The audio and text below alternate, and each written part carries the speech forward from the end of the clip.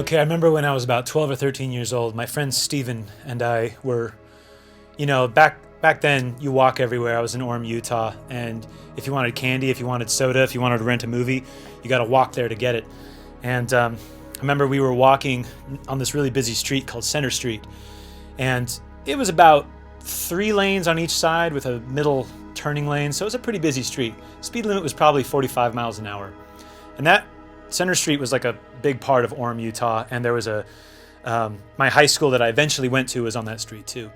Anyways, we were just walking, chatting, and there were two girls way ahead of us, probably the same age as we were, maybe 50 yards ahead of us, maybe not quite that far. But anyways, there was also across this street, there was a house with a puppy. The puppy was in the front yard. Now it dawned on us very quickly that this puppy was not chained up or tethered to anything. He or she was just loose in the yard, which is a little weird. It's not a very smart thing as a dog owner to let your puppy... Actually, I'm going to say it's not smart at all to have your puppy loose out in the front yard with a busy street. So, as we were walking, we didn't think too much of it. I think he even mentioned, hey, that puppy isn't tied up, but, we're 12.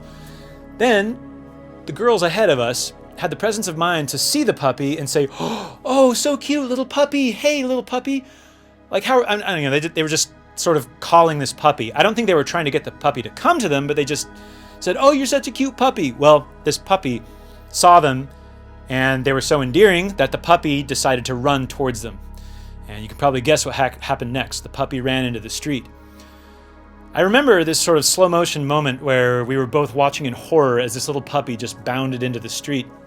And this guy in I don't think it was a sports car, but it was a typically fast car, who was probably speeding, sure enough, came by, and mid-pounce, this puppy just got smashed into oblivion. And the guy didn't even stop. He just kept driving. It even knocked plastic off his bumper. That's how hard he hit this dog. And then he just kept driving, sped off. The horror that struck my heart, this innocent being getting hit like that. And the girls freaked out and just sort of like, I'm sure they felt guilty, and they just kind of freaked out and ran off. So they were gone. Steven and I were just left there staring at this dog in the middle of the street, and there were still cars just... I said, what do we do? He said, I don't know. And so there was kind of a break in the cars and the traffic, and we just sort of ran into the street. It gives me chills just thinking about this. We ran into the street, and man, the sight I saw when I came up, this little puppy was still breathing. His little belly was still moving up and down, panting very fast. Big trails of blood, left and right, just permeating the concrete. And he and I were kind of freaking out. I said, what do we do? What do we do? It's still alive. Do you think it's going to be okay? He said, no, it's not going to be okay. Look how bad it's injured. Luckily, in all of our delirium over this, a good Samaritan, a man stopped, and he stopped in front of the puppy and put his blinkers on, which was very smart. I mean, we weren't driving. And he came out and he just said, man, this is such a shame. He said, do you guys see where this happened? I said, yeah, he was in this yard of this house. And he said, I'm going to have to be the bearer of bad news. He had a towel in his car, and he picked up this puppy in his towel, and I think he proceeded to take it to this house. There's no way that puppy made it. They had to put it out of its misery, I'm sure.